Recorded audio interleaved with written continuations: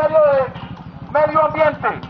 No hemos sido escuchados, no han sido escuchados ni atendidos los justos reclamos de la comunidad. Que han sido vulnerados. El señor Vargas Lleras, el señor Juan Manuel Santos se niega a escuchar a la comunidad.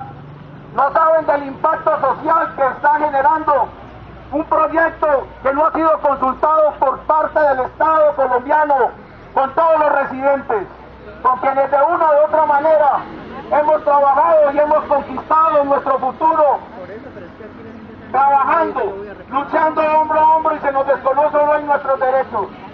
Por esa razón, le estamos diciendo a Germán Vargas, a Juan Manuel Santos, que no cuente con nosotros para su proyecto reeleccionista.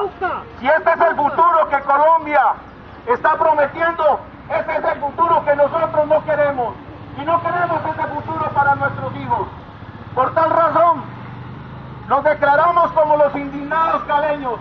Estamos gestando un movimiento de indignación a nivel municipal, porque el alcalde de Cali, Rodrigo Guerrero Velasco, se niega a escuchar a la comunidad.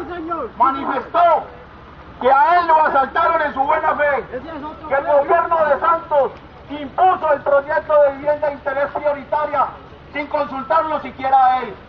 Saludamos que se le entregue vivienda gratis a los más pobres de este país.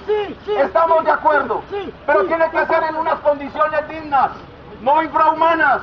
No permitimos que 25.000 personas vengan a morirse lentamente.